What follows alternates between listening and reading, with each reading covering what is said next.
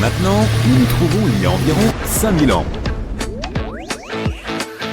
Laisse-moi t'emmener dans l'Égypte antique, on est en 2550 avant Jésus-Christ. Devine quoi, la construction des grandes pyramides de Gizeh a commencé. Les gens ont appris à construire des cathédrales et des gratte-ciels, mais ce n'est que récemment que ces énormes bâtiments sont apparus. Même les scientifiques modernes ne savent toujours pas comment ces pyramides ont été construites il y a 5000 ans.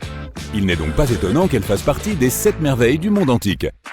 D'ailleurs, elles sont aussi les plus anciennes d'entre elles, et la seule merveille du monde antique qui existe encore au XXIe siècle. Il a fallu beaucoup de coopération pour construire une chose aussi massive, même pour les mesures d'aujourd'hui. Mais les pyramides de Gizeh n'étaient pas les premières de l'histoire.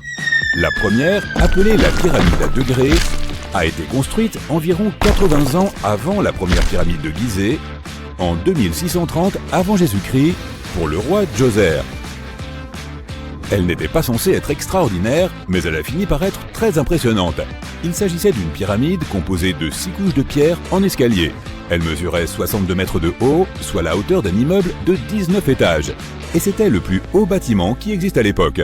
Mais ce n'était pas qu'une simple pyramide. Elle était entourée de tout un ensemble de bâtiments, y compris des cours intérieures. Dans l'Égypte antique, les gens croyaient à la vie après la mort. Alors tout le monde, surtout les rois, voulait s'assurer qu'ils avaient tout ce dont ils auraient besoin pour s'y préparer. Voici pourquoi le complexe des pyramides était parfaitement fourni avec de nombreux objets que les gens utilisaient au quotidien. Le complexe comprenait une pyramide et une sorte de palais. Ces bâtiments contenaient de nombreuses choses que le roi aimait et dont il pourrait avoir besoin un jour, comme des meubles, de la nourriture et des récipients en or. Après Djoser, la construction de pyramides est devenue une pratique courante, mais de nombreuses pyramides n'étaient pas terminées. Il fallait généralement une vingtaine d'années pour en construire une, mais de nombreux souverains régnaient bien moins longtemps que cela. Et, en tout, il y a plus de 100 pyramides. Les pyramides les plus célèbres sont les grandes pyramides de Gizeh. La première, et la plus grande, a été construite pour le pharaon Khufu vers 2550 avant Jésus-Christ. À l'époque, elle mesurait 147 mètres de haut, ce qui est aussi haut qu'un immeuble de 40 étages. La deuxième pyramide a été construite pour le fils de Khufu, le pharaon Khafré, vers 2520 avant Jésus-Christ. Elle est un peu plus basse et mesurait à l'origine 143 mètres de haut, soit un immeuble de 39 étages. C'est la pyramide où se trouve la célèbre statue du Sphinx. Les Sphinx ont un corps de lion et une tête d'homme. On les construisait pour garder des zones importantes. Celui-ci a la tête du pharaon Khafré et garde sa pyramide faisant face au lever du soleil. Le Sphinx est la statue la plus connue et l'une des plus grandes et des plus anciennes du monde. À l'origine, il était de couleur rouge et avait un nez. Il est encore possible de voir les traces de pigments rouges près de ses oreilles, mais personne ne sait exactement quand son nez a disparu. Pendant un certain temps, le Sphinx a été en quelque sorte caché sous terre. Il était recouvert de sable jusqu'aux épaules. Heureusement, au début des années 1800, un aventurier, accompagné d'une équipe de 160 personnes, l'a déterré. La troisième pyramide de Gizeh est la plus petite. Elle est 2 fois plus basse. À l'origine, elle mesurait 66 mètres de haut, soit environ la hauteur d'un immeuble de 20 étages. Elle a été construite en 2490 avant Jésus-Christ pour le fils de Khafra, Menkaure. Les pyramides ont été conçues pour être alignées avec les points cardinaux, et leurs côtés symbolisent les rayons du soleil. Mais à l'époque, il n'y avait pas de boussole. Les Égyptiens de l'Antiquité calculaient eux-mêmes les directions avec une précision étonnante. Pour aligner les pyramides, ils ont utilisé 2 constellations. À l'origine, les pyramides étaient recouvertes de calcaire blanc lisse et avaient un sommet doré et argenté pour refléter le soleil. Plus tard, d'autres rois ont pris le calcaire blanc des pyramides et l'ont utilisé pour d'autres constructions. Les scientifiques ont estimé que les Égyptiens de cette époque ont utilisé environ 2,3 millions de blocs de pierre pour construire la première pyramide. Chaque bloc pesait plus d'1 tonne, c'est le poids d'un rhinocéros. Certains blocs étaient encore plus gros, étant presque aussi lourds qu'un éléphant.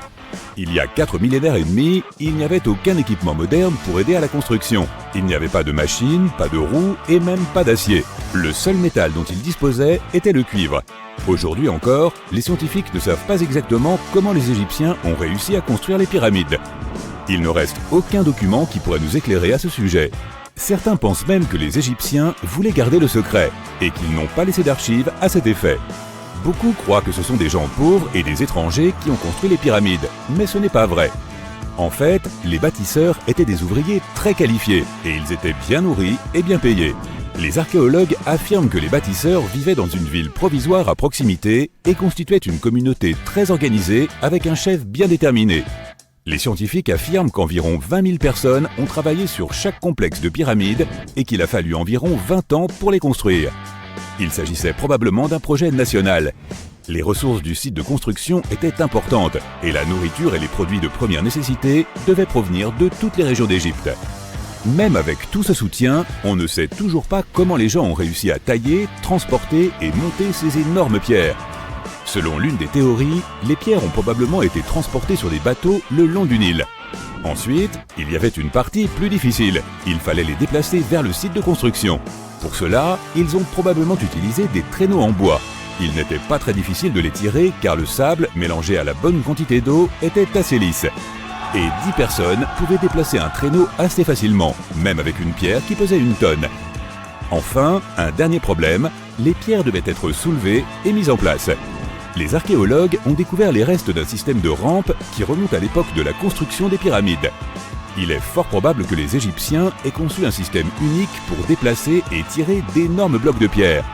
Mais personne ne sait à quoi ils ressemblaient exactement. La thèse la plus répandue est qu'il y avait plusieurs rampes autour de la pyramide pour aider à déplacer les blocs. La rampe grandissait au fur et à mesure que la pyramide devenait plus haute. On suppose que les gens montaient les escaliers en tirant la pierre sur un traîneau en bois situé au milieu d'une rampe en sable. Cela en fait n'est qu'une des options.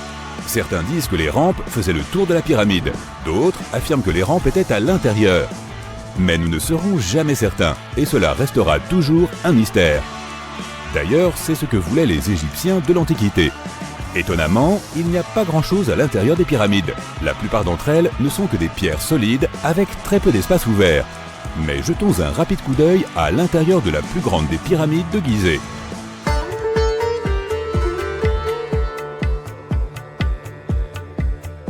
Depuis l'entrée, il y a 2 escaliers, l'un qui descend et l'autre qui monte. Celui qui descend vous emmène à une chambre située sous terre. C'est là que se trouvent les pharaons, mais pas dans cette pyramide, car Khufu voulait rester plus haut. La chambre souterraine est en partie inachevée. La pièce avec le sarcophage de Khéops est nommée la chambre du roi. On y monte à l'étage, puis on traverse la grande et longue galerie. Sous la chambre du roi, il y a une pièce appelée la chambre de la reine. Cependant, il n'y a pas de reine, et personne ne sait pourquoi la pièce s'appelle ainsi. Malheureusement, aucune de ces pièces n'a de hiéroglyphes sur les murs. Elles sont tout simplement vierges. Si tu veux en voir, tu dois aller dans les autres salles qui sont décorées. Ces œuvres d'art sont des représentations de la culture et de la vie quotidienne de l'Égypte antique. Les textes permettent aux chercheurs d'étudier leur langue et leur grammaire. Malheureusement, les trésors qui se trouvaient autrefois ici dans la pyramide ont été volés depuis longtemps. De cette pièce, il y a de nombreux tunnels dont le but est inconnu. Il y a beaucoup de tunnels et de passages à l'intérieur des pyramides. Il y a beaucoup de chambres, de puits et de chemins. Sous les sables de Luxor, les chercheurs ont mis au jour ce qui semblait n'avoir jamais dû ressurgir. Plus d'1 millier de blocs de pierre finement ornés, vestiges du temple en ruine d'une femme pharaon. Cette découverte soulève des questions troublantes. Pourquoi ce sanctuaire fut-il anéanti? Et qui était donc cette femme? Elle s'appelait Hatshepsut, et l'on reconnaît aujourd'hui en elle l'une des figures les plus remarquables de l'ancienne monarchie égyptienne, bien que l'histoire ait longtemps failli l'effacer.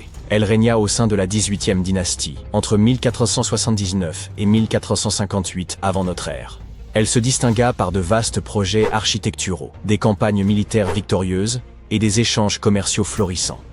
Elle fut par ailleurs l'une des rares femmes à avoir porté le titre de pharaon. Il fallut attendre environ 15 siècles avant qu'une autre femme ne monte sur le trône, et ce ne fut autre que Cléopâtre. Le chemin qu'emprunta Hatshepsut pour accéder au pouvoir constitue, sans doute, l'épisode le plus singulier de son histoire. Comme dans la plupart des monarchies héréditaires, la succession en Égypte privilégiait clairement les héritiers mâles.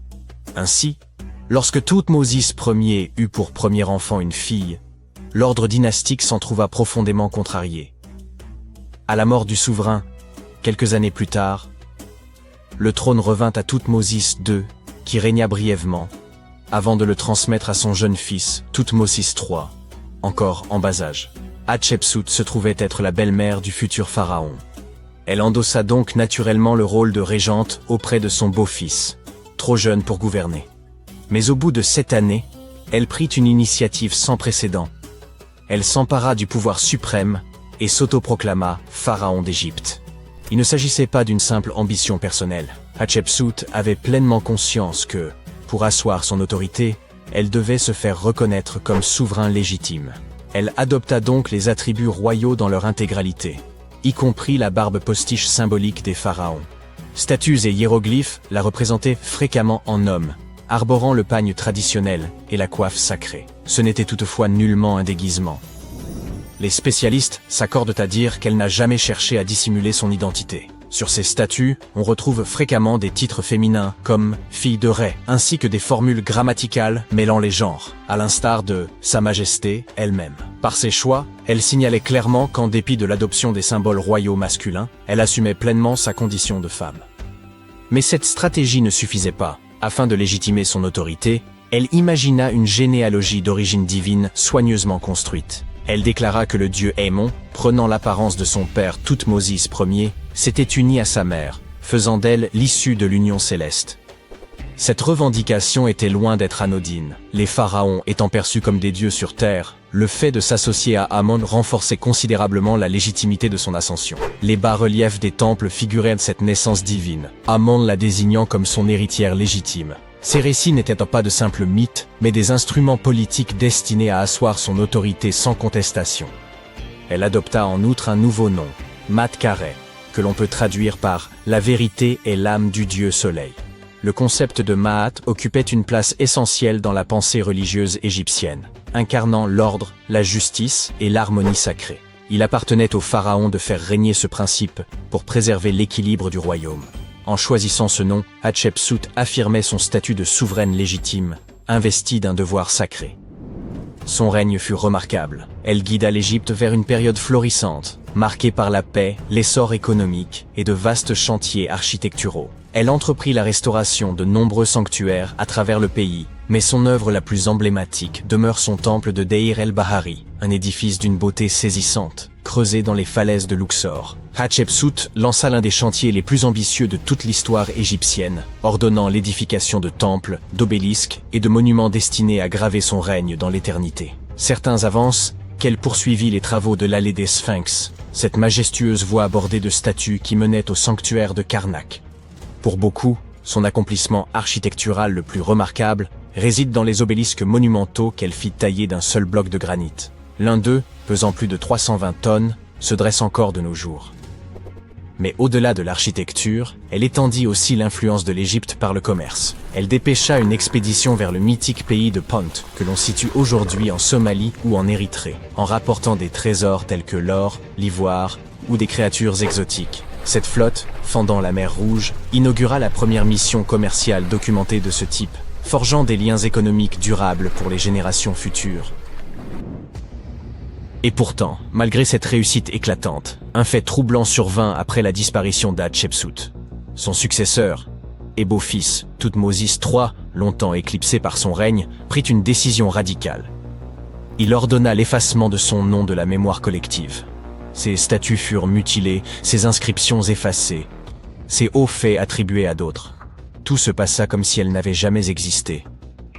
Certains avancent que Thoutmôsis III souhaitait rétablir ses prérogatives légitimes de souverain, tandis que d'autres estiment que ce sont des dirigeants ultérieurs qui, mal à l'aise avec l'idée d'une femme pharaon, cherchèrent à rétablir la suprématie masculine. Mais cette rivalité posthume ne s'arrêta pas là. Le conflit d'influence entre la belle-mère et le beau-fils se poursuivit dans la pierre. Bien après la mort d'Hatshepsut, Thoutmôsis III fit ériger son propre temple tout près du sien, dans la vallée des rois. Toutefois, il introduisit une modification. Son édifice fut bâti 3 mètres plus haut que celui de sa prédécesseur. Ce geste n'avait rien d'anodin. Il s'agissait d'une proclamation symbolique destinée à reléguer son héritage dans l'ombre. Mais l'histoire en avait décidé autrement. Dès le XIXe siècle, l'héritage de Hatshepsut commença à refaire surface. Et ce n'est qu'au prix d'enquêtes archéologiques rigoureuses que la pleine mesure de son règne fut enfin reconnue. De nos jours, Hatshepsut est célébrée comme l'une des souveraines les plus marquantes d'Égypte. Son règne, autrefois effacé, a été reconstitué grâce à un flot continu de découvertes archéologiques, démontrant que sa puissance et son influence ne seraient pas si aisément oubliées. Sa sépulture se trouvait cachée à la vue de tous, son corps ayant été déplacé de sa chambre funéraire d'origine dans le dessein de l'effacer de l'histoire. Ce dernier indice acheva de consacrer son héritage, prouvant que même les volontés les plus acharnées d'effacer un pharaon ne sauraient y parvenir. Le majestueux temple d'Hatchepsout, le Djeser-Djeserou, constituait une prouesse architecturale remarquable, érigée pour célébrer son règne et affermir sa filiation divine avec le dieu Amon. Mais à sa disparition, son successeur Thoutmôsis III engagea une entreprise méthodique visant à effacer sa mémoire, allant jusqu'à faire démanteler certaines sections de l'édifice. Les historiens débattent encore du motif. Une manœuvre dynastique, une volonté de rétablir l'autorité masculine traditionnelle, ou un moyen de consolider les droits de Thoutmôsis III sur le trône. Peut-être n'était-il qu'un homme vaniteux. Quoi qu'il en soit, la destruction ne fut pas immédiate, mais intervint des décennies après sa mort, ce qui tend à indiquer qu'il ne s'agissait pas d'une vengeance personnelle, mais d'un calcul politique. Pourtant, malgré tous ses efforts, son temple se dresse toujours, tout comme son récit, éclatant témoignage de la première grande souveraine d'Égypte. Quittons à présent Thèbes pour un autre lieu à travers l'espace et le temps. Dakhchour, en Égypte, abrite plusieurs sépultures de personnages de l'Antiquité. C'est en 2107 que des chercheurs mirent au jour une pyramide oubliée depuis longtemps. Conscients de l'importance potentielle de leur découverte, ils contactèrent aussitôt le ministère du Tourisme et des Antiquités. Contrairement à la majorité des pyramides exhumées dans cette région, celle-ci se révélait entièrement scellée. L'extraction de la pierre angulaire exigea une extrême minutie. Lorsqu'ils parvinrent enfin à ouvrir l'édifice funéraire, ils s'attendaient à découvrir une chambre inviolée. Or, ce fut tout le contraire. Le désordre y régnait. Le lieu avait été pillé, et les effets du défunt étaient répandus dans toute la pièce. Pourtant, au cœur de ce chaos, ils mirent au jour un coffret. Grâce aux technologies de balayage les plus avancées, ils purent déchiffrer les hiéroglyphes endommagés qui en ornèrent la surface. Ce qu'ils découvrirent dépassait l'imaginable. Un nom s'y lisait très nettement, celui de la princesse Hatshepsut. La mise au jour de cette sépulture, en 2017, suscita un grand nombre d'interrogations. Des analyses complémentaires révélèrent que les restes n'étaient pas ceux de la célèbre reine, mais d'une autre Hatshepsut, une princesse ayant vécu sous la 13e dynastie égyptienne. Le fait que sa tombe ait été pillée avant même d'être scellée poussa les chercheurs à s'interroger. Les anciens auraient-ils cherché à dissimuler certaines choses liées à cette princesse? Et comment expliquer qu'il n'existe aucune trace d'elle dans les archives de l'Égypte antique? Oh, restez à l'écoute. Nous sommes en 1923. Deux adolescents se faufilent hors de chez eux au milieu de la nuit à Florida City. Selon la rumeur, un homme construisait tout seul un château de pierre. Mais chaque fois que quelqu'un essayait de voir ce que l'homme faisait, il s'arrêtait de travailler. Les adolescents, curieux, ont réussi à pénétrer dans le jardin d'Ed et ont vu quelque chose qu'ils ont plus tard décrit comme véritablement magique. Ils ont vu des pierres flotter comme des ballons à l'hélium. L'homme était capable de déplacer jusqu'à 30 tonnes sans l'aide de personne pour bâtir son château. Nul n'était autorisé à le voir travailler, mais il parlait fièrement de son projet dans toute la ville. Et quand les gens lui demandaient comment il faisait pour construire un château de pierre de ses propres mains, il répondait simplement « J'ai percé le secret des pyramides ». Cette histoire commence en Lettonie, le pays d'origine d'Edward Lidskalnin. Edward est né dans un petit village le 12 janvier 1887. Il a grandi dans une famille de maçons, ce qui explique sans doute sa connaissance des techniques de construction anciennes. Cependant, c'était un enfant maladif et il était incapable de porter de lourdes charges ou de pratiquer une activité physique intense. Un revers de fortune a décidé du destin d'Edward lorsqu'il avait 26 ans. L'amour de sa vie a rompu leurs fiançailles et Ed, le cœur brisé, a décidé de déménager aux États-Unis. Il a vécu dans divers États américains avant de finalement s'installer en Floride où son aventure a commencé. Ed a passé des années à chercher une terre où construire la maison de ses rêves. Les bonnes terres agricoles ne l'intéressaient pas. Lorsque les gens lui demandaient pourquoi, il ne répondait que par un sourire. Finalement, il s'est décidé pour un terrain et l'a acheté contre les recommandations de ses plus proches amis. Le sol était rocheux et par conséquent incultivable. Mais il était parfait pour ce qu'il cherchait à faire. Les amis d'Ed le décrivaient souvent comme quelqu'un d'excentrique. Lorsqu'on lui demandait pourquoi il voulait construire une maison, il se contentait de répondre « C'est pour l'amour de mes 16 ans. Un jour, elle reviendra. » Puis il changeait de sujet de conversation. Il a fallu environ 30 ans à Ed pour terminer le château de corail et il a tout fait tout seul. Il ne travaillait que la nuit et ne laissait jamais personne voir ce qu'il faisait. Le château de corail est un ouvrage rempli de mystères. Si tu voulais visiter le site à l'époque, tu devais passer par une porte tournante de 9 tonnes et de 2 mètres de haut que même un enfant pouvait pousser avec qu'un seul doigt. Ed était si fier de sa porte qu'il a initialement nommé son site le parc à la porte de pierre. Il n'a été rebaptisé Château de Corail que bien plus tard, après le décès d'Edward. Une fois à l'intérieur, les visiteurs peuvent admirer les incroyables merveilles de construction d'Edward Lidskalnin. Des tours, des symboles mystiques, des meubles et des balançoires, tout entièrement fait de blocs de pierre monolithiques. Les pierres sont posées les unes sur les autres et ne tiennent ensemble que par leur propre poids. Et crois-le ou non, le parc compte environ 1100 tonnes de pierre. Aujourd'hui, si tu visites la maison d'Ed, tu pourras même voir les instruments élémentaires qu'il utilisait pour travailler. Burin, marteau, cordes et poulies. Mais ces réalisations semblent difficilement imaginables avec des équipements modernes. Sans eux, elles semblent impossibles. L'énigme du château de corail réside dans sa construction même et les techniques utilisées. Sur la seule photo d'Ed Lidskalnin au travail, nous voyons une structure à levier simple, composée d'un palan à chaîne attaché à un trépied de bois. Le trépied était fait de vieux poteaux téléphoniques surmontés d'un caisson en bois. Ce qu'il y avait dans le caisson demeure bien sûr un mystère. Malheureusement, il a emporté ses secrets avec lui, n'ayant jamais dévoilé la vérité de son travail à quiconque. Mais nous en saurons peut-être davantage un jour, car plusieurs personnes ont émis des théories et continuent encore aujourd'hui de spéculer sur les techniques employées. Selon l'une de ces théories, il existerait un réseau harmonique dans la couche superficielle de la Terre et donc des zones d'antigravité en certains points du globe. On pense que le château de corail aurait été construit sur une de ces zones. Cela pourrait expliquer pourquoi Ed a mis si longtemps à trouver le terrain qui lui convenait. Peut-être cherchait-il un site qui lui permettrait d'exploiter ses forces antigravitationnelles. Mais chaque fois qu'Ed parlait de son travail, il disait simplement qu'il avait tout compris des lois relatives au poids et aux effets de levier et qu'il avait percé le secret des pyramides. Mais de quel secret s'agissait-il, te demandes-tu peut-être ?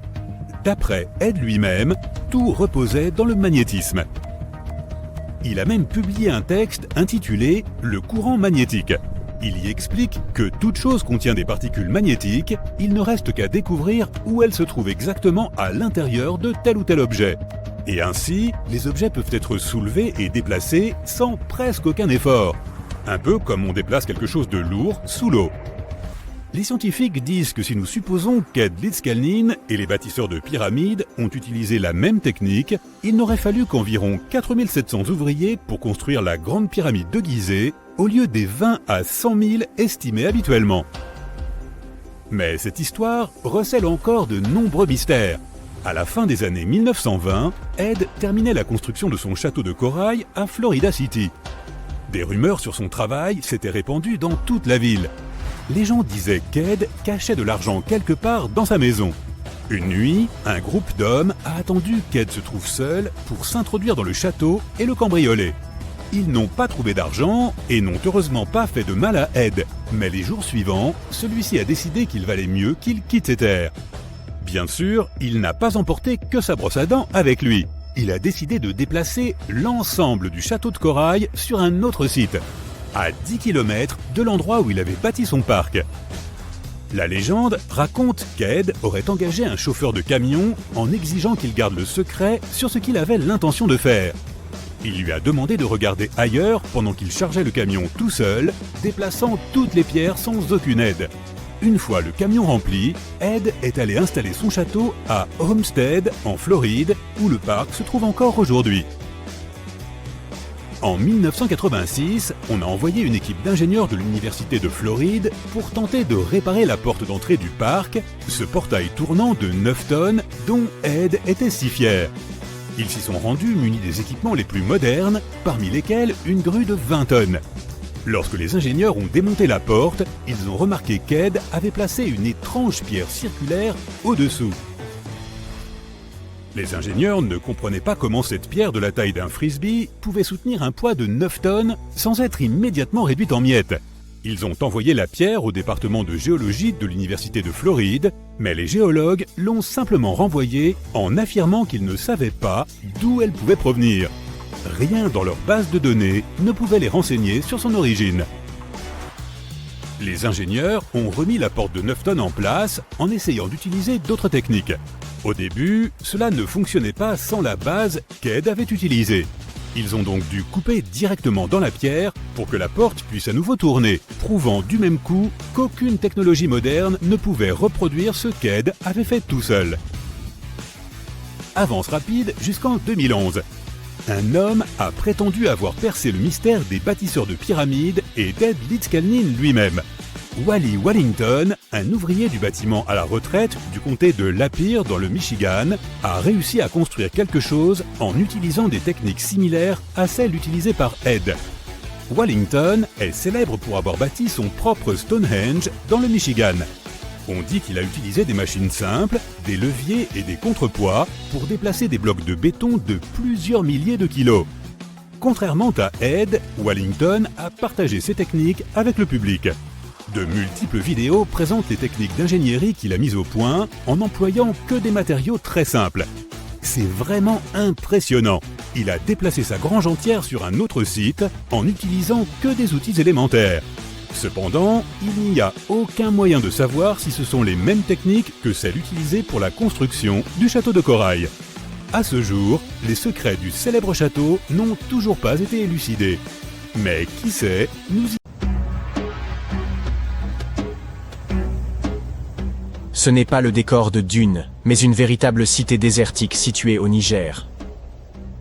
Djado a sans doute été édifié par le peuple nomade des Sao et regorge de Ksar, des maisons fortifiées de faites de sel et d'argile, dotées de murs imposants et de passages secrets.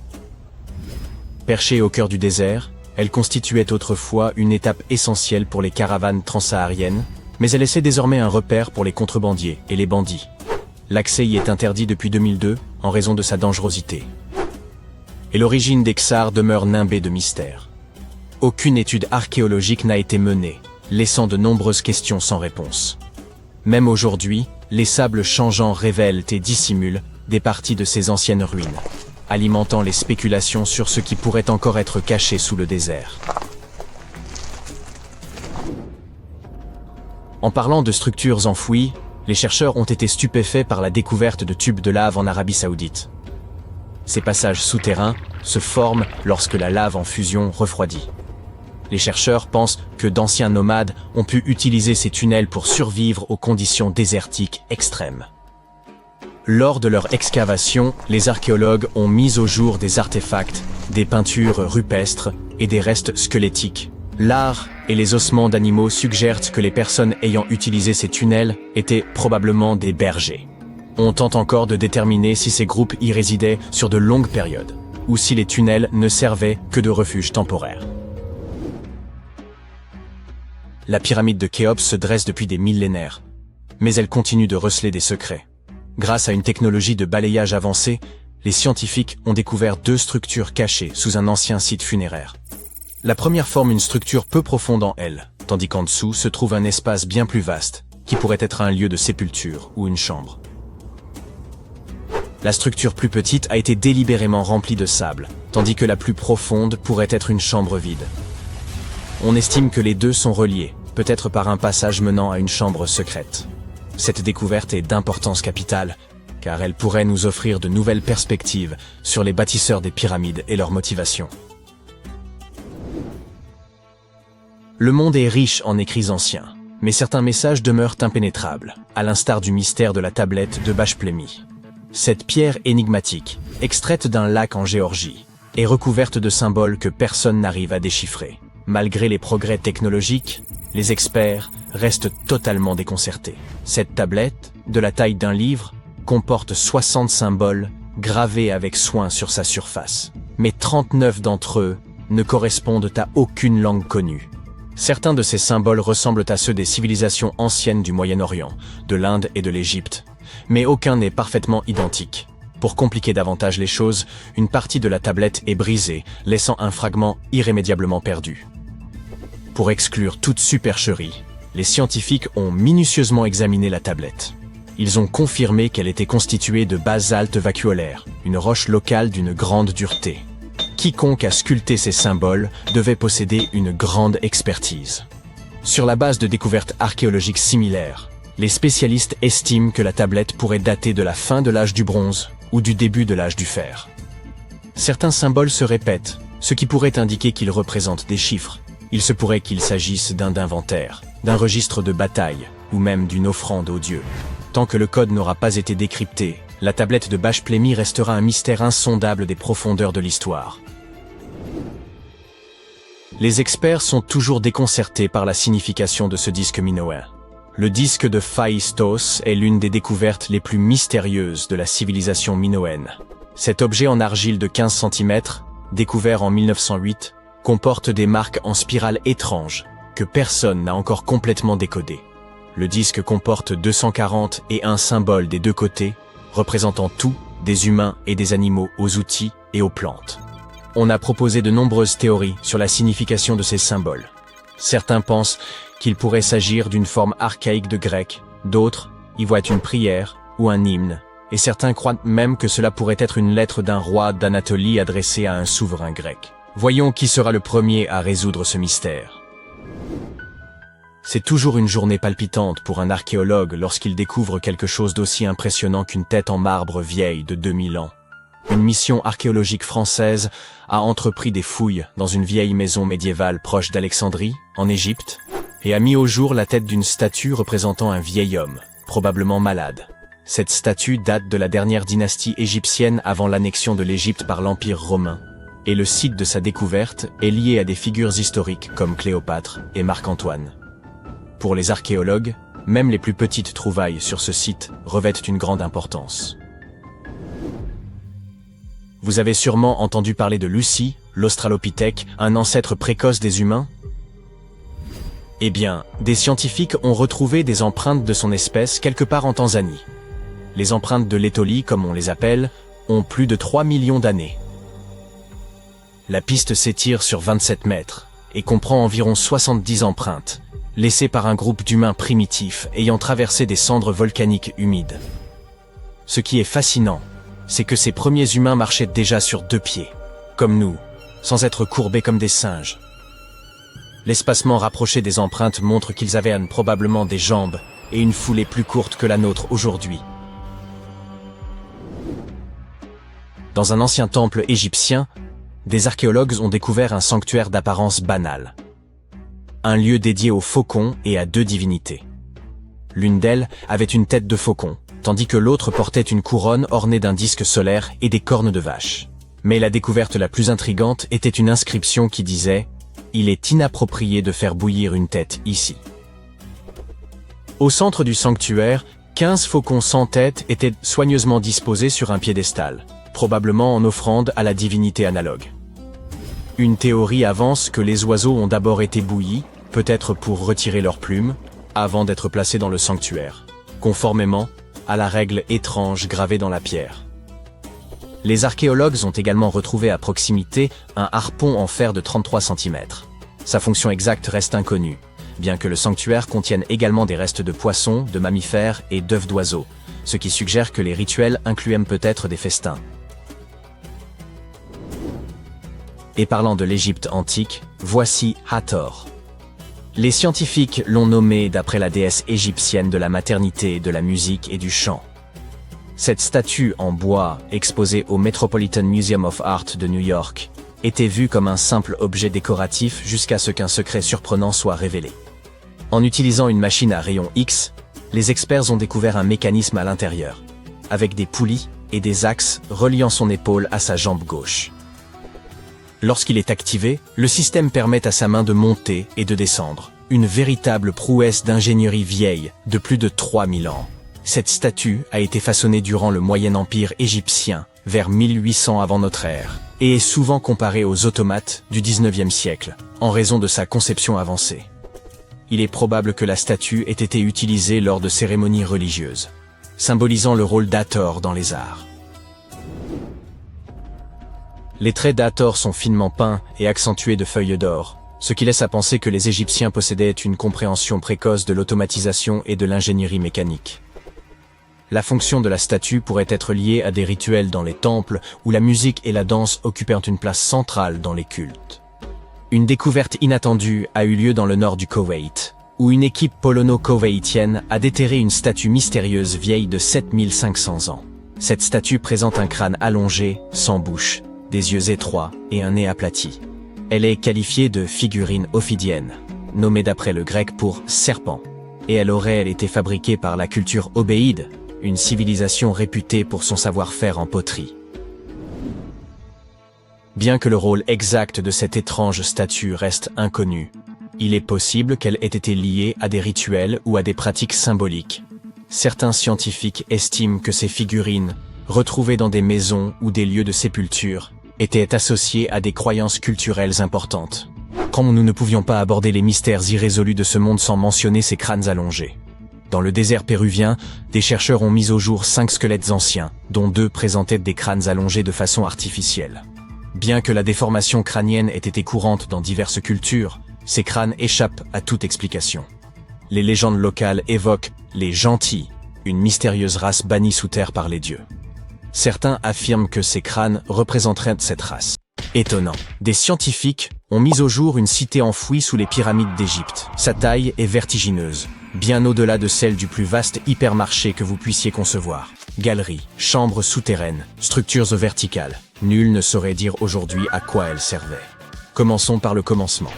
Des chercheurs italiens et écossais étudiant la pyramide de Képhren ont identifié ce qui semble être des tunnels secrets sous 3 pyramides distinctes. Cette découverte pourrait remettre en question nos connaissances sur l'Égypte antique. L'expédition baptisée Projet Képhren fut dirigée par Corrado Malanga, basé à Pise, et Filippo Biondi, affilié à l'université de Strathclyde, en Écosse. Leur objectif principal consistait à explorer la pyramide de Képhren, la seconde plus grande du plateau de Gizeh. Sous la pyramide de Képhren, les scientifiques ont mis au jour une imposante structure. Serait-ce une ancienne cité souterraine égyptienne? En analysant minutieusement leurs relevés, ils ont conclu que 8 grandes formations verticales, peut-être des puits ou des conduits, se dissimulaient en profondeur. Ces éléments s'étendent sur près de 2000 mètres, l'équivalent de 2 tours Burj Khalifa, et demi-posées à la suite l'une de l'autre. Un indice saisissant de l'ampleur de la découverte. Ces puits descendent également à environ 610 mètres sous terre, ce qui dépasse largement la profondeur des stations de métro les plus profondes au monde, qui excèdent rarement les 120 mètres. De forme cylindrique, ils sont bordés d'escaliers en spirale, évoquant les tours d'un ancien château gothique. Ils mènent à 2 vastes chambres aux contours inhabituels. S'agirait-il de cubes ou de vasques géantes? Chacune semble mesurer plus de 80 mètres de diamètre. Bien que ces structures aient désormais été identifiées, leur fonction première demeure totalement inconnue. Souhaitez-vous une révélation encore plus troublante? L'équipe est convaincue que des accès similaires existeraient sous chacune des 3 pyramides. Autrement dit, elles pourraient être interconnectées par un réseau secret de tunnels, de galeries et de salles enfouies. Et plus bas encore, à près de 1200 mètres sous la surface, d'autres structures, encore non répertoriées, pourraient sommeiller dans les profondeurs. Et cela ne contribue-t-il pas à nourrir le mystère? L'élément le plus saisissant reste peut-être cette hypothèse formulée par certains chercheurs. Les structures dissimulées autour des pyramides de Gizeh pourraient coïncider avec les légendaires salles d'Amonti. Dans la mythologie égyptienne, ce lieu est décrit comme l'ultime étape des mourants, où l'âme, durant 3 jours, est soumise à un jugement rigoureux et affronte ses terreurs les plus profondes. Mais comment les chercheurs ont-ils pu localiser ces cavités invisibles? Pour ce faire, ils ont mobilisé 2 satellites situés à 680 km d'altitude. En dirigeant des ondes radar vers le plateau de Gizeh, ils ont obtenu des images d'une extrême précision, ensuite recomposées, pour former une modélisation tridimensionnelle du réseau souterrain, incluant les puits récemment découverts. Grâce à la technologie radar à synthèse d'ouverture, ou SAR, capable de traverser la roche, l'équipe a repéré 5 petites structures ressemblant à des salles, dissimulées profondément au sein de la pyramide. L'une d'elles contenait un sarcophage que l'on croyait autrefois être celui du pharaon Képhren, hypothèse qui fut largement admise jusqu'à cette nouvelle analyse. Aujourd'hui, les scientifiques estiment que cette interprétation était erronée. Le tombeau véritable se situerait sans doute ailleurs. Il reste que ces 5 chambres, jusque-là inconnues, furent révélées uniquement grâce aux récentes explorations radar. Elles semblent disposées en plein cœur de la pyramide, reliées par des corridors souterrains qui s'enfoncent en plus bas. Certains avancent que ces galeries pourraient mener à d'autres chambres, ou puits dissimulés. possiblement âgé de plus de 4500 ans, et susceptible d'éclairer les énigmes encore irrésolues des civilisations antiques. Les premières analyses suggèrent que cet espace enfoui est bien plus complexe qu'une simple succession de salles vides. Il se pourrait qu'un grand nombre de structures soient enfouies à proximité des pyramides de Gizeh. Comment l'expliquer ? Certains indices suggèrent que l'ensemble comprend des zones excavées, parcourues d'escaliers en spirale qui s'enfoncent davantage. En affinant les images captées, il serait possible de révéler l'existence d'un vaste réseau souterrain, peut-être même les vestiges d'une ville entière, ensevelie sous le plateau. Malgré l'enthousiasme suscité par ces révélations, nombreux sont ceux qui demeurent sceptiques quant à l'existence réelle de cette cité souterraine. Le manque de validation scientifique par des pairs alimente leurs doutes, incitant plusieurs archéologues et spécialistes en imagerie radar à remettre en cause la fiabilité de ces affirmations. Selon eux, les outils employés pour effectuer ces relevés ne posséderaient peut-être pas la précision technique nécessaire pour restituer des images aussi élaborées de ce qui gît sous la surface. Selon eux, les 5 petites chambres repérées à faible profondeur pourraient n'être que des formations naturelles, d'autant que cette région revêtait déjà une importance rituelle bien avant l'édification des pyramides. Certains vont jusqu'à rejeter totalement le recours aux technologies radar dans un tel contexte, les qualifiant de méthodes non validées sur le plan scientifique et mettant en doute leur fiabilité. Cette découverte a également ravivé les débats autour des traditions mythologiques égyptiennes et de la possible présence de manuscrits anciens enfouis sous le plateau de Gizeh. La configuration des chambres nouvellement identifiées rappelle en effet celle que décrivent les récits sur la légendaire salle des archives, un espace mythique censé préserver le savoir primordial des premiers Égyptiens. Si cela venait à se confirmer, ces découvertes pourraient bouleverser la perception que l'on a de la topographie sacrée de l'Égypte. En outre, l'existence de cette cité perdue sous la pyramide pourrait constituer une preuve tangible de structures souterraines, jusqu'alors insoupçonnées. C'est pour cela que l'équipe du projet Kephren est impatiente d'entamer les fouilles permettant de vérifier ces hypothèses. Toutefois, obtenir l'aval des autorités égyptiennes constitue un processus ardu. Les résultats devront encore passer l'épreuve d'une évaluation par des spécialistes avant d'être validés par le monde académique. D'ailleurs, cette découverte archéologique fait suite à une autre annonce, celle de la mise au jour d'une structure insolite sous la nécropole royale de Gizeh, que certains chercheurs soupçonnent de ne pas être d'origine naturelle. Grâce à des techniques de télédétection, les archéologues ont mis au jour une étrange structure souterraine en forme de L, enfouie dans le cimetière ouest de Gizeh. Cette section est réputée pour renfermer les tombes de membres de la royauté ainsi que de hauts dignitaires. Nombre de ces sépultures sont surmontées de mastabas, des édifices rectangulaires en pierre ou en briques de limon, coiffés d'un toit plat. Or, en plein centre de cette nécropole, subsiste une portion dépourvue de toute structure visible en surface. Pour examiner cette zone encore inexplorée, les chercheurs ont recours à la tomographie de résistivité électrique, ERT, et au radar à pénétration de sol, GPR. L'ERT repose sur l'injection de courant dans le sol et sur la mesure de leur résistance afin de révéler d'éventuelles anomalies. Quant au GPR, il projette des ondes radar dans le sous-sol pour en dessiner les formes selon les échos obtenus. À une profondeur d'environ 2 mètres, les chercheurs ont détecté une anomalie. Elle semblait correspondre à une structure souterraine en L, mesurant au moins 10 mètres de long. D'après les relevés, il est probable que cette structure ait été remplie de sable après son édification. Cette découverte a conduit les chercheurs à envisager plusieurs hypothèses. Il pourrait s'agir d'un mélange de sable et de gravier, ou peut-être d'une cavité d'air. L'anomalie a été classée comme hautement résistive, ce qui suggère une origine non naturelle. Le professeur Motoyuki Sato, auteur principal de l'étude et enseignant à l'université de Tohoku, souligne que la netteté des contours appuie l'idée d'une structure artificielle. Un autre élément intrigant concernant les pyramides antiques d'Égypte tient à l'idée, longtemps admise par les historiens, qu'elles furent érigées au profit de la royauté et des élites, seules à posséder les moyens nécessaires. Or, des fouilles récentes menées sur le site archéologique de Tombos, situé dans l'actuel Soudan, viennent remettre en cause cette théorie. Il se pourrait que les pyramides de Tombos aient accueilli, aux côtés des élites, les dépouilles de travailleurs de rang modeste. Les membres laborieux des sociétés antiques auraient ainsi pu reposer dans certains des monuments les plus visibles, y compris les pyramides elles-mêmes. Implantée sur les rives du Nil dans l'ancienne Nubie, la localité de Tombos fut annexée par l'Égypte aux alentours de 1400 avant notre ère, lors de sa conquête de la région. Le site fut alors établi dans le but de renforcer la domination égyptienne. On y érigea des pyramides, bien plus sobres cependant que les gigantesques édifices de Gizeh. Les chercheurs ont repris l'étude de 110 squelettes humains exhumés à Tombos, initialement examinés en 2012. Ils se sont concentrés sur l'analyse des anthèses, c'est-à-dire les points d'attache des tendons et des ligaments sur les os. Ce type d'examen permet de mettre en évidence l'intensité du travail physique accompli par un individu. Les contraintes mécaniques répétées lors qu'un travail ardu y laissent des marques nettes, sous forme de relief osseux. Certains ossements présentaient peu de modifications au niveau des anthèses, ce qui laisse supposer qu'ils appartenaient à des personnes aisées. En revanche, d'autres montrèrent des transformations plus marquées, trahissant une vie de labeur et un statut social bien plus modeste.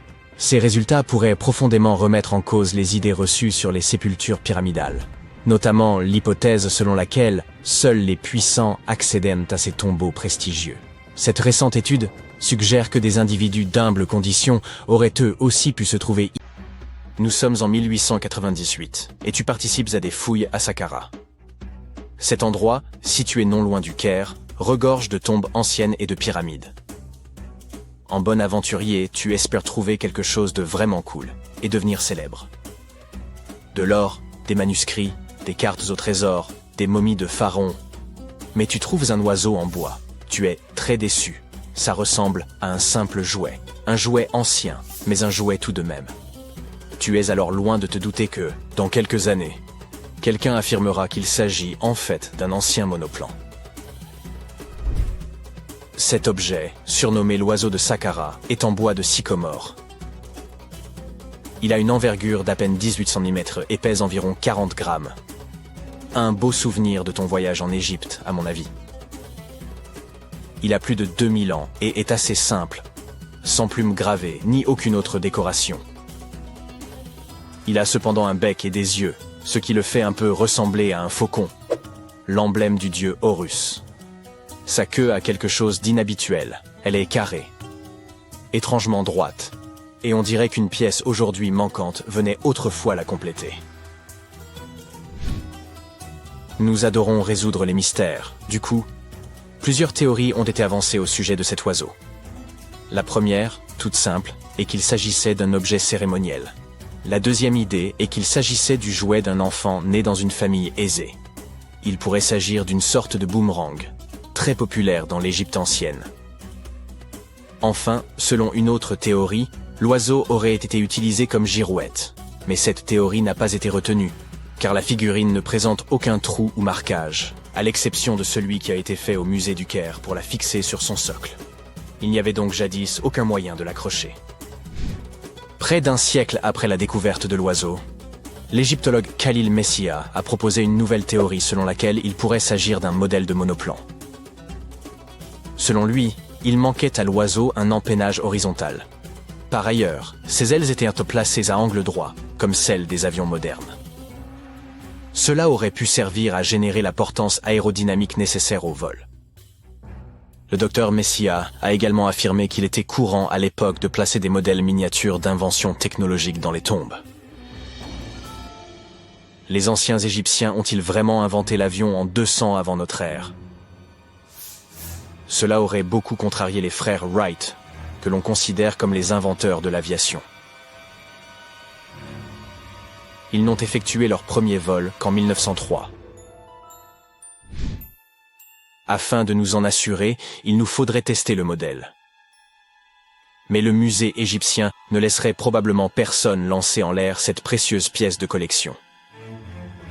C'est pourquoi le concepteur de planeur, Martin Grégory, a construit un modèle similaire, cette fois en balsa, et a pu conclure que même avec un empennage horizontal, cet avion n'était pas très performant. Affaire résolue. Et non. Une chaîne de télévision n'a pas trouvé cela convaincant et a donc invité un expert en aérodynamique à construire une autre réplique de notre oiseau. Il l'a testé dans des conditions similaires à celles de l'Égypte ancienne, et a été impressionné par ses capacités. Ainsi, si le prototype d'un avion a bien été inventé à l'époque des pharaons, il s'agirait d'un opart, ou objet manufacturé incongru, en français. Soit un objet anachronique, en avance sur son temps en termes de technologie ou d'histoire. Et l'oiseau de Saqqara n'est pas le seul exemple d'une telle chose. En 1901, un groupe de plongeurs a découvert la machine denticitaire dans une épave sous-marine près de l'île grecque du même nom. On l'a surnommée le premier ordinateur analogique du monde. Et on pense qu'elle date d'environ 100 ans avant notre ère. Le mécanisme en bronze pouvait indiquer la position du Soleil, de la Lune, des planètes et des étoiles, ainsi que les phases lunaires, les dates des prochaines éclipses solaires, et même la vitesse à laquelle la Lune se déplace dans le ciel. Personne ne sait exactement qui l'a utilisé, ni comment ou où il a été fabriqué. Mais il est évident qu'il était extrêmement précis et bien trop avancé pour son époque. Les premières toilettes à chasse d'eau ont-elles été inventées au XXe siècle? Et non. Les Minoens de Crète et la civilisation de la vallée de l'Indus ont mis au point cette super invention à peu près à la même époque, il y a environ 4000 ans. Leur modèle de plomberie était si bien conçu qu'il a fallu attendre 2000 ans avant de voir apparaître quelque chose d'aussi performant. Une ancienne toilette minoenne a été découverte dans le palais de Knossos. Elle était équipée d'un siège de bois placé juste au-dessus d'un tunnel qui conduisait l'eau d'un réservoir vers un égout souterrain. D'autres toilettes nécessitaient un apport d'eau à l'aide de cruches. Seuls les riches pouvaient s'offrir un tel luxe. À l'époque, si tu possédais un bien immobilier, les toilettes chasse d'eau étaient le signe de ton appartenance aux plus hautes sphères. Les portes automatisées étaient une chose nouvelle en 1931. Mais la technologie qu'elles utilisent est en fait beaucoup plus ancienne. Elle date du 1er siècle de notre ère. Le mathématicien et ingénieur Héron d'Alexandrie imagina à cette époque un système capable d'ouvrir et de fermer les portes. Pour faire fonctionner son invention, il fallait allumer un feu. Un pot en laiton était placé sous le feu, à moitié rempli d'eau. Le pot était ensuite relié à des récipients qui servirent de poids. Grâce à la chaleur, l'eau se déplaçait dans les récipients qui descendaient et tiraient sur les cordes. Rien à voir avec une porte de supermarché qui s'ouvre et se ferme grâce à l'électricité. La porte de Héron mettait des heures à s'ouvrir, et il n'y avait aucun moyen d'arrêter le processus. C'est pourquoi on n'ouvrait les portes qu'une fois par jour, avant que les gens n'entrent dans les temples. Cela ajoutait un peu de mystère aux cérémonies. Incroyable. Il semblerait que la toute première batterie ait été inventée à Bagdad, il y a environ 2000 ans. Un archéologue allemand a découvert une jarre d'argile de forme ovale en 1938. Les scientifiques ne savent toujours pas à quoi elle servait ni qui l'a inventée. Selon une théorie, elle aurait été utilisée pour galvaniser des objets avec des métaux précieux. Lorsqu'elle était remplie d'un acide faible, comme du vinaigre, la batterie produisait environ 1 volt. Selon une autre théorie, il s'agirait d'un récipient destiné à recevoir des rouleaux sacrés. Que dirais-tu de lentilles de contact conçues par Léonard de Vinci? En 1508, il inventa une lentille de verre munie d'un petit entonnoir. Il n'y avait qu'à verser de l'eau à l'intérieur, et cela améliorait la vision. Mais ce n'était pas super pratique. 100 ans plus tard, René Descartes décida d'améliorer cette idée. On dit lentilles de contact, parce qu'elles sont censées entrer en contact avec les yeux, tu vois? Ce tube de verre rempli de liquide permettait une meilleure vision. Mais il était hélas impossible de cligner des yeux. 2 siècles et demi plus tard. La technologie du verre permit aux scientifiques de concevoir des lentilles qui s'inséraient dans l'œil et permettaient même à leurs porteurs de cligner des yeux. Une belle invention. Toutefois, ces lentilles étaient fabriquées en verre soufflé et l'œil ne pouvait pas respirer. Une 50aine d'années plus tard, les concepteurs adoptèrent le plastique, plus léger, incassable et résistant aux rayures, même si les lentilles couvraient encore l'œil entièrement. Ce n'est qu'en 1948 qu'un certain Kevin Tuohy ponça une lentille en plastique et se rendit compte qu'elle restait en place même en ne couvrant que la cornée. Imagine-toi vivre dans le Londres du 19e siècle et avoir besoin d'envoyer un message à New York. Cela prenait alors une dizaine de jours. Du coup, lorsqu'en 1858 les délais passèrent de quelques jours à quelques heures, ce fut une véritable révolution. Le premier message fut envoyé par la reine Victoria elle-même, grâce à un câble télégraphique transatlantique qui passait sous l'océan. Hélas, cette invention ne survécut que quelques semaines. Et il fallut attendre des années pour qu'on puisse à nouveau s'en servir. Sécante, cosinus, tangente, sinus, 3,14159. C'était le cri de ralliement du club de trigonométrie à l'époque.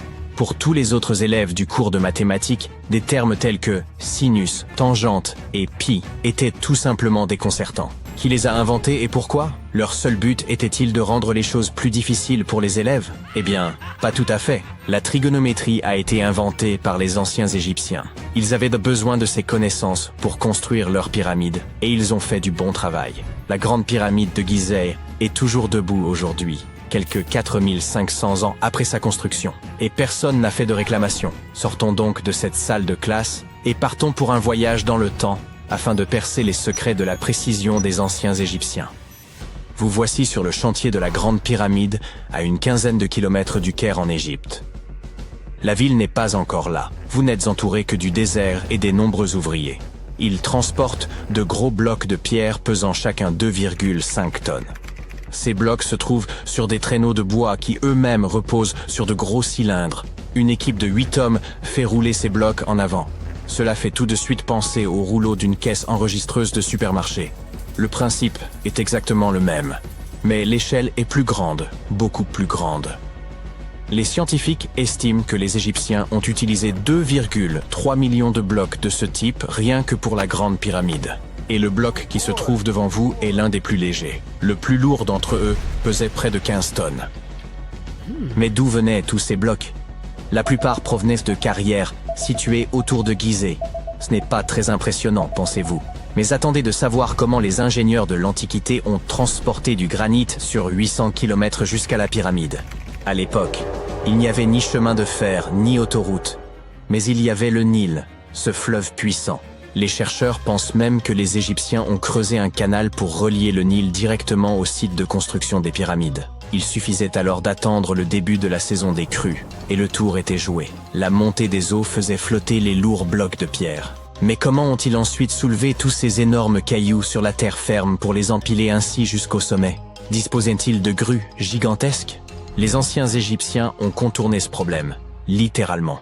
L'un des ouvriers vous montre maintenant la rampe géante qui fait le tour de la pyramide qu'ils sont en train de construire. C'est ainsi qu'une route de montagne se ferait un chemin en zigzag jusqu'au sommet.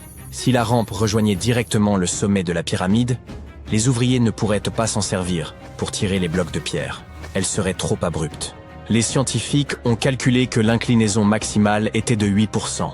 Les anciens Égyptiens ont donc simplement prolongé la rampe autour de la pyramide. Encore une fois, il ne s'agit que de théorie, car la rampe aurait pu se trouver à l'intérieur de la pyramide, comme le suggèrent certains chercheurs. La méthode de construction exacte reste un mystère, gardé jalousement par le Sphinx. C'est son vrai nom, n'est-ce pas? Eh bien c'est faux. Le grand Sphinx n'est que le pseudonyme de la statue. Vous savez, ce nom que prennent les écrivains lorsqu'ils veulent se cacher leur véritable identité, ou le nom de scène d'un chanteur. Le véritable nom du Sphinx, traduit de l'égyptien, signifie Horus à l'horizon. C'était le nom de la divinité égyptienne du ciel. Le mystère ne s'arrête pas là. Un homme passe devant vous avec un seau de peinture. Il va ajouter une touche de couleur au grand Sphinx. Les chercheurs ont trouvé des taches de cette couleur rouge à côté de son oreille. Il s'agit d'une peinture très résistante, qui a tenu pendant des milliers d'années. Vous vous tenez maintenant en face du Sphinx. Vous levez les yeux. Il est très grand, n'est-ce pas? 20 mètres, pour être précis. Résistez à l'envie de prendre un selfie. Allez, vous pouvez le faire. Vous remarquez maintenant autre chose. On dirait que le Sphinx se trouve au centre d'un triangle géant. C'est l'un des côtés de la Grande Pyramide. Et non, vos yeux ne vous jouent pas des tours. Le Sphinx se trouve vraiment au centre de la face latérale de la pyramide. C'est ici que les mathématiques entrent en jeu. Une pyramide a 4 faces, appelées faces latérales. Il y a aussi une 5e face, la base, mais elle n'est pas visible. C'est, vous l'avez deviné, la face cachée. Le Sphinx a un dernier mystère à révéler, son âge. Les scientifiques s'accordent à dire que c'est le pharaon Képhren qui l'a construit. Il a régné après son père qui avait construit la Grande Pyramide, toute proche. Les deux structures ont donc été achevées à la même époque. Mais revenons à nos jolis nombres. Vous avez entendu parler de Cléopâtre, cette princesse égyptienne dont on dit qu'elle était d'une grande beauté? Elle a vu les pyramides, mais elle vivait plus près de l'époque du premier iPhone que de celle des bâtisseurs de pyramides. Fascinant, non? Vous pouvez voir des milliers de personnes autour de vous. Ils travaillent dur pour construire le tombeau du pharaon. Mais combien sont-ils exactement? Un philosophe grec a estimé qu'il y avait jusqu'à 100 000 ouvriers. Ce chiffre semble acceptable pour une structure aussi gigantesque, mais il ne peut pas être correct. La science ne peut tout simplement pas confirmer ce chiffre. Les égyptologues estiment le nombre total d'ouvriers à 30 000. Et oui, Indiana Jones était l'un d'entre eux, du moins sur le grand écran, mais il est arrivé en retard. Les égyptologues en savent beaucoup sur les pyramides, mais ils ne savent pas tout. Non pas parce qu'ils ne veulent pas savoir, mais parce qu'ils n'ont pas encore recueilli suffisamment de preuves. Ils ne peuvent que supputer le processus de construction. D'abord, les ingénieurs arrivaient pour choisir le bon endroit et prendre les mesures nécessaires. C'est pour cela qu'ils avaient besoin de toutes ces mathématiques compliquées. Ensuite, il fallait s'approvisionner en matériaux, les gros blocs de pierre dont j'ai parlé plus haut.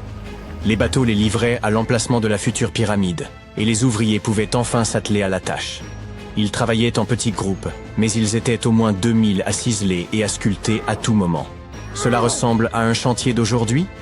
C'est très similaire, mais ça se passe il y a des milliers d'années. Il est étonnant de voir ce que les Égyptiens de l'Antiquité étaient capables de réaliser avec des outils en cuivre et en pierre. La pyramide est maintenant terminée. Mais s'agit-il de la même pyramide que celle que nous voyons aujourd'hui? Pourquoi cette structure brille-t-elle sous le soleil du désert? N'est-elle pas censée être d'un jaune poussiéreux? Eh bien non.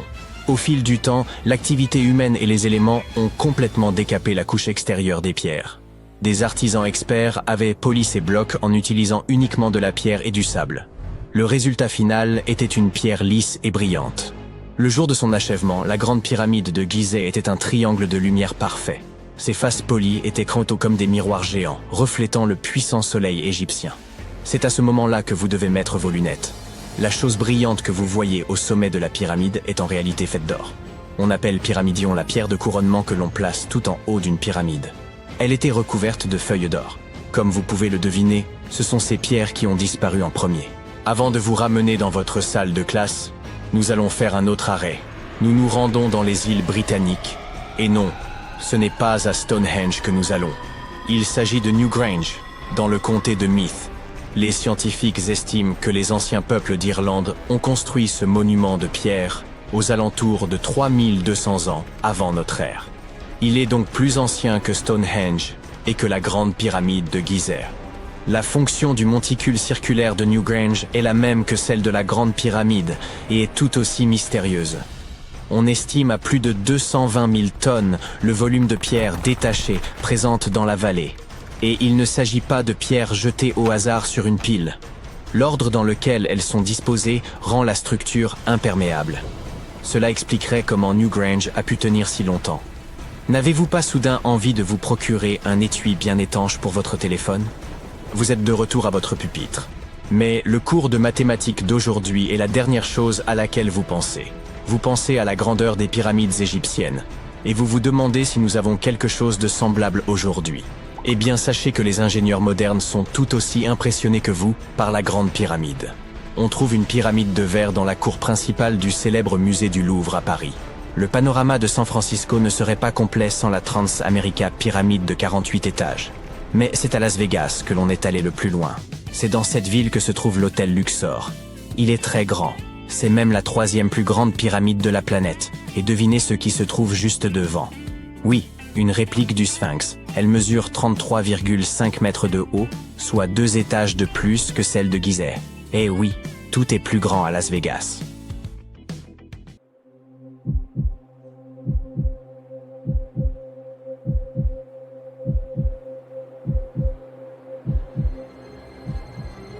Tu peux compter sur les gens qui arpentent Google Earth pour tomber sur les endroits les plus inattendus et les plus étranges au monde. Comme cette mystérieuse pyramide découverte en Antarctique, par exemple. Très vite, Internet s'est mis à foisonner de toutes sortes de théories concernant cette forme inhabituelle. Serait-ce le signe d'une forme de vie inconnue? Cette pyramide est-elle vraiment naturelle ou bien est-elle artificielle? Pour commencer, ce n'est pas la première fois que l'on découvre une pyramide en Antarctique. La première a été observée par l'expédition antarctique britannique dans les années 1910 et a été gardée secrète pendant longtemps. Cette découverte passée sous silence n'a fait qu'ajouter au mystère. Une seconde structure de ce type a été découverte en 2016, ce qui a encore accru l'intérêt pour la question. Le mystère a été assez vite décrypté par les scientifiques. Ces formations sont tout simplement des montagnes. Elles se situent près des monts Ellsworth, une chaîne de plus de 400 km de long. Donc ce sont juste des pics montagneux qui ont percé la couche de glace. Quant à leur forme particulière, il s'agit juste d'une coïncidence. On trouve des pyramides partout dans la nature. Le mont Cervin dans les Alpes et le mont Búlandstindur en Islande, par exemple, sont assez similaires en termes de forme. Le nom officiel de pareils pics est Nunatak, c'est-à-dire des pics rocheux qui émergent d'un glacier ou d'une couche de glace. L'Antarctique a des caractéristiques encore bien plus stupéfiantes, comme le fait qu'il abrite 60 à 90% de l'eau douce du monde. C'est parce que sa couche de glace est la plus vaste de notre planète, s'étendant sur 14 millions de kilomètres carrés. On t'épargne les calculs, mais cela ne laisse qu'1% du continent dépourvu de glace. La glace de l'Antarctique atteint 4,5 km d'épaisseur à son point le plus profond, soit la moitié de la hauteur du mont Everest. Si elle venait à fondre complètement, le niveau de la mer s'élèverait d'environ 60 mètres. Mais il n'a pas toujours fait aussi froid ici. À un certain moment de l'histoire de notre planète, l'Antarctique présentait les mêmes températures moyennes que la ville de Melbourne aujourd'hui. Il a fallu beaucoup de recherches, mais les scientifiques ont découvert que les températures de l'Antarctique pouvaient atteindre jusqu'à 17 degrés Celsius. Bien sûr, c'était il y a 40 à 50 millions d'années. Mais si tu y réfléchis, c'était à la même époque que les dinosaures parcouraient notre Terre. Le temps s'écoule aussi différemment sur ce continent glacé. Toutes les lignes de longitude qui nous aident à calculer les différents fuseaux horaires fusionnent en un seul point, au pôle sud. Ici, le jour dure 6 mois en été, suivi de 6 mois d'obscurité totale pendant la saison froide. Les scientifiques qui travaillent ici se réfèrent donc le plus souvent à leur fuseau horaire d'origine.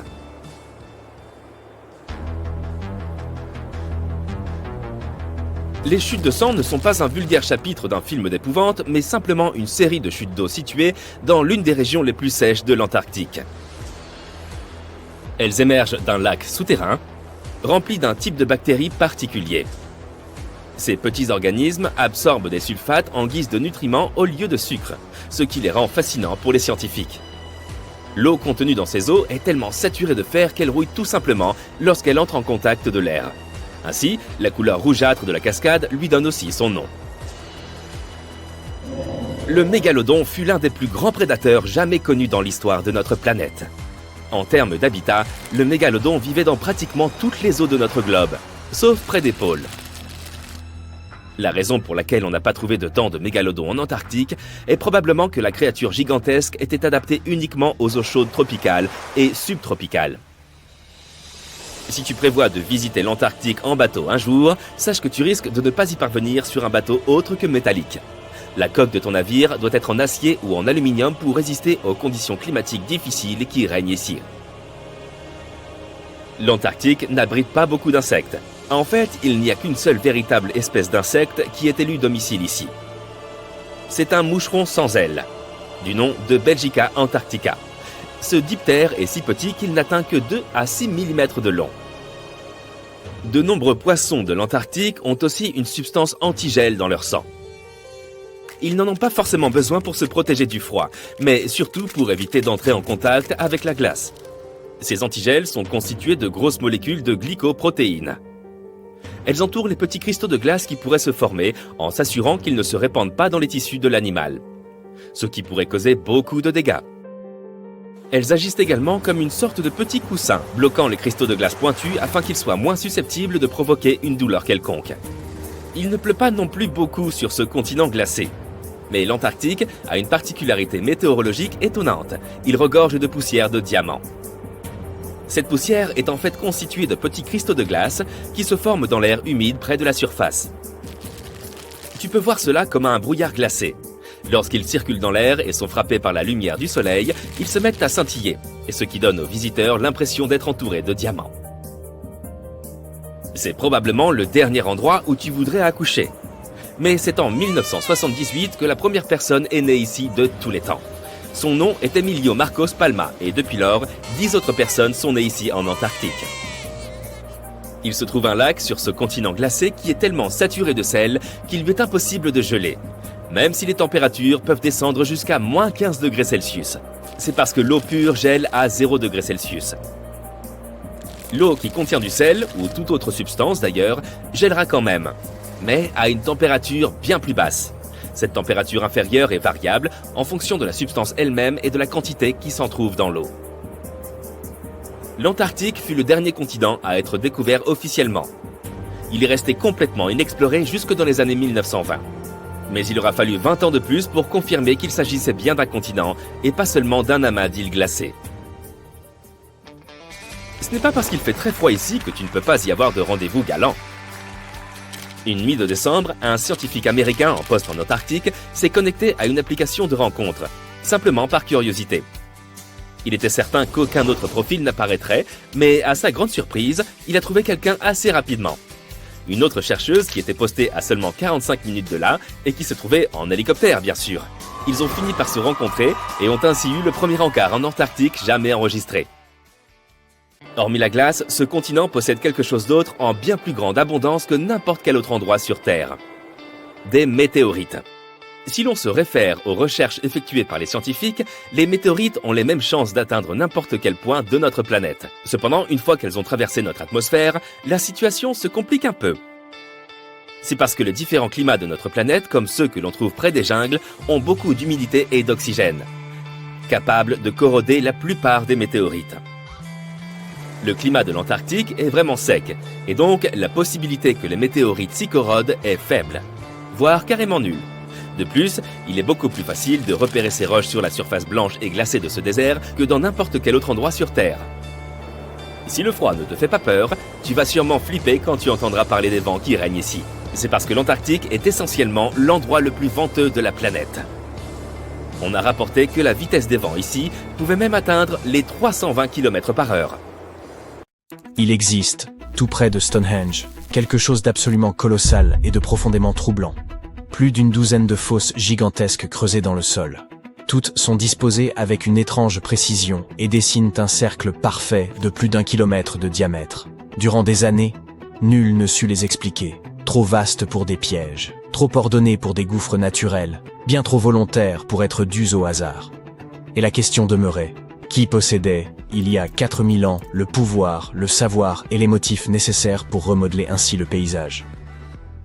Ces fosses encerclent un site nommé Durrington Walls, vaste colonie néolithique située à quelques minutes de marche de Stonehenge. Les archéologues estiment à présent qu'elles furent creusées vers 2500 avant notre ère, durant le néolithique récent, à une époque où l'on vivait censément d'une agriculture simple, sans outils métalliques, sans écriture ni mathématiques modernes.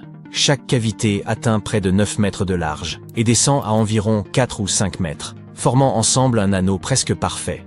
Pour démontrer que ces fosses n'étaient pas naturelles, les chercheurs ont mené une véritable enquête. Ils ont prélevé des carottes de sol et analysé la terre elle-même, y compris des traces microscopiques d'ADN ancien, et la datation par luminescence, qui révèle quand le sol a vu la lumière pour la dernière fois.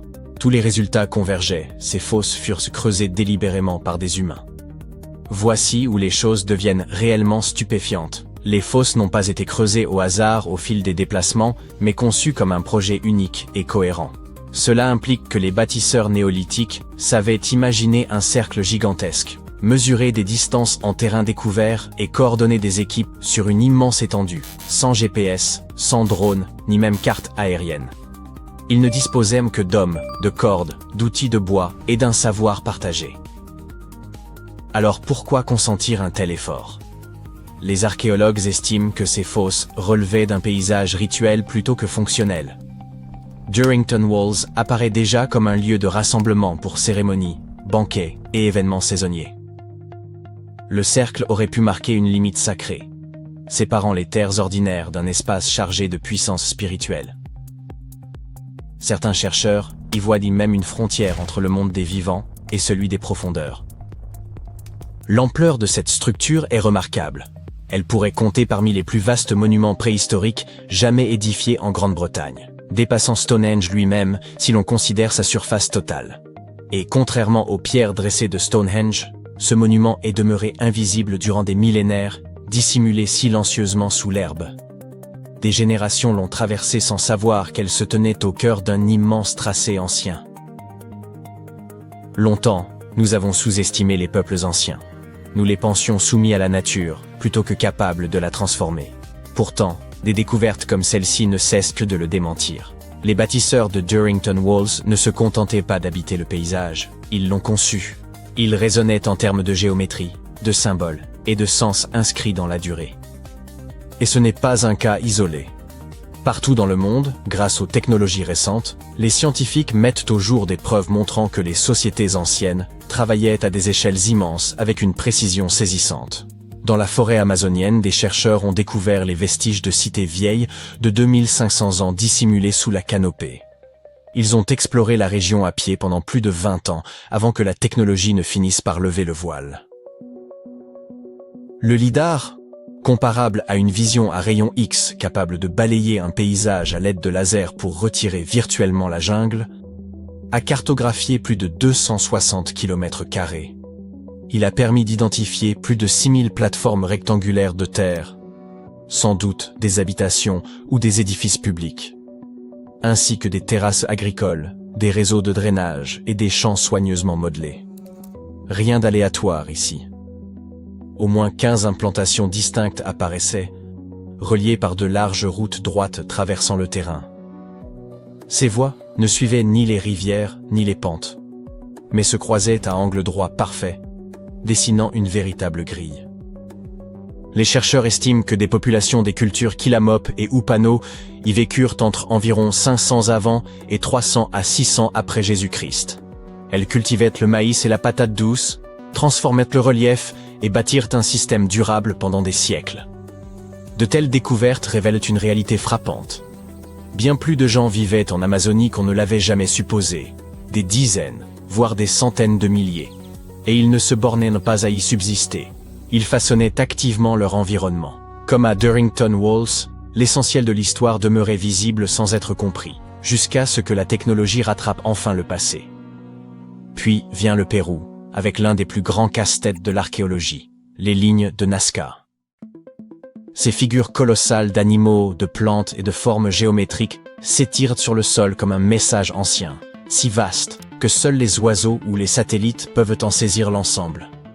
Pendant des décennies, on a cherché à comprendre pourquoi les Nazca les avaient retracés, comment ils s'y étaient pris, et ce que signifiaient ces motifs monumentaux. Longtemps, l'énigme est restée irrésolue. En parcourant le désert ou en le survolant, les archéologues repérèrent des lignes et des silhouettes et se demandaient s'il en manquait. Car celles déjà connues n'étaient que la partie visible de l'ensemble. Le travail de terrain traditionnel, lentement mené à la main, exigeait un temps considérable. Et malgré cela, des dizaines de dessins plus discrets demeuraient trop ténus pour être perçus à l'œil nu. Ainsi, au lieu de parcourir le désert à pied, les chercheurs ont appris à l'intelligence artificielle à reconnaître des motifs dans les images aériennes et celles prises par drone. Ils ont nourri des modèles entraînés avec des téraoctets de clichés, et l'IA a commencé à signaler des formes, des courbes et des contours anciens dissimulés depuis des siècles. En à peine 6 mois, elle a repéré 303 géoglyphes, jusque-là inconnus dans le désert de Nazca. Cela a presque doublé le nombre de figures recensées et révélé des catégories entières de dessins. Certaines de ces formes sont minuscules, de quelques mètres à peine, mais voisines de figures géantes comme le colibri ou le singe. Grâce à ces découvertes, les chercheurs peuvent enfin éprouver leurs hypothèses sur la fonction des lignes. Il apparaît qu'elles n'étaient pas de simples ornements. Beaucoup servaient sans doute de parcours ou d'itinéraires pour des déplacements rituels. Et qu'on se rassure, l'IA ne remplace pas les archéologues. Ceux-ci vérifient chaque piste sur le terrain et interprètent tout ce que les machines mettent au jour. De retour en Grande-Bretagne, le cercle de Fos se rattache aussi à une structure encore plus ancienne. Un site du début du néolithique nommé Robin Hood's Ball.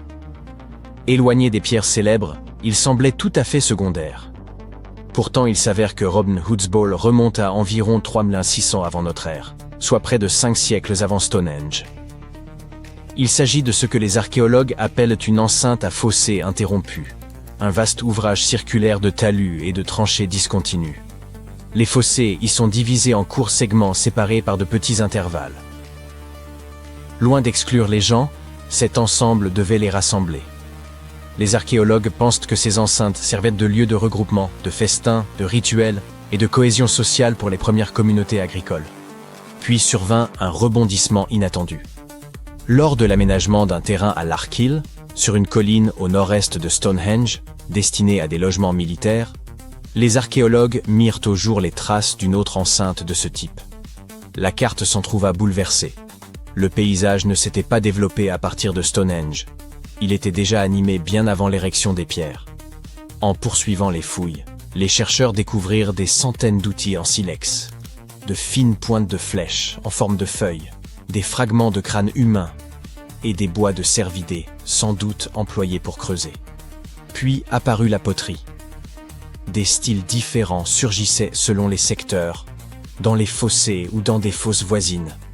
Or ces styles sont de véritables empreintes culturelles. Leur diversité suggère que plusieurs groupes fréquentèrent le même lieu, y apportant leurs traditions, leurs outils et leurs objets. Tout cela transforme notre regard sur Stonehenge.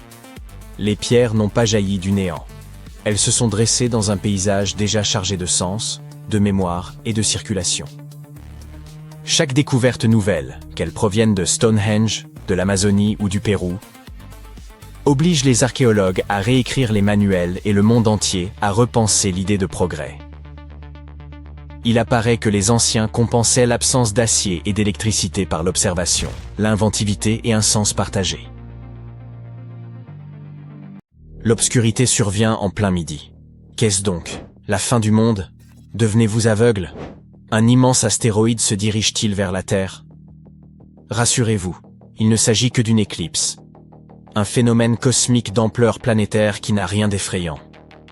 C'est l'instant où la Lune passe devant le Soleil et où la planète s'enfonce brièvement dans l'ombre. Lorsque cela arrive, nous ne sommes guère surpris, car les scientifiques annoncent généralement une éclipse plusieurs mois à l'avance. Grâce aux calculs astronomiques et aux modèles mathématiques, ils prédisent pour de très longues années les positions du Soleil et de la Lune. Mais qu'en était-il autrefois, il y a 100, 500 ou 1000 ans? Un paysan part travailler au champ et soudain, toute la contrée bascule dans l'obscurité. Il sait que le jour a commencé, mais que se passe-t-il? Ou des marins sillonnant mer et océan, qui remarquent brusquement que l'horizon et le ciel s'assombrissent, comme si quelqu'un avait éteint la lumière. Imaginez l'effroi primitif qu'ils ont dû ressentir. Et pourtant, en réalité, les gens ne cédèrent pas à la panique. Bien avant l'invention des ordinateurs, des télescopes géants et des satellites, les hommes savaient déjà prévoir le moment d'une éclipse. Comment s'y prenaient-ils? Les peuples anciens étaient bien plus perspicaces que certains ne l'imaginent. Voyons comment ils réalisèrent leurs calculs astronomiques à travers l'exemple de la civilisation maya et de son célèbre calendrier des éclipses. Ainsi, si vous l'ignoriez, les Mayas constituent un peuple autochtone de Mésoamérique, autrefois établi dans le sud du Mexique, le nord du Belize et le Guatemala. D'ailleurs, le terme « autrefois » convient mal. Ce peuple existe toujours. Au début du XXIe siècle, plus de 5 millions de personnes parlaient une trentaine de langues mayas. Avant la conquête espagnole, cette civilisation figurait parmi les plus avancées et les plus complexes au monde. Les premiers Mayas apparaissent dès 1500 avant notre ère, et, vers l'an 200, ils avaient déjà édifié de vastes cités dotées de pyramides, de cours, de temples et d'infrastructures.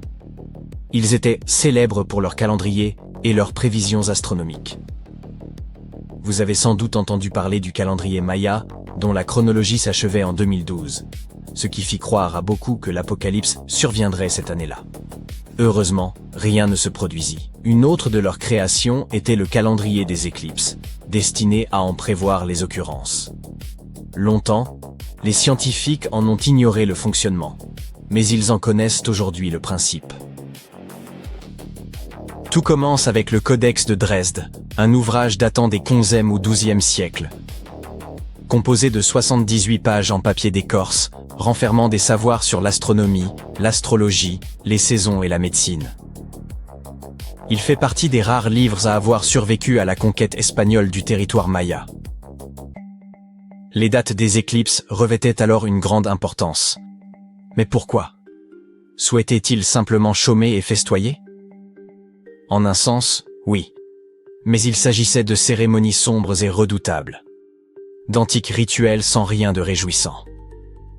Les Mayas voyaient dans l'obscurcissement du soleil par la lune un signe envoyé par les créatures mythologiques qu'ils adoraient.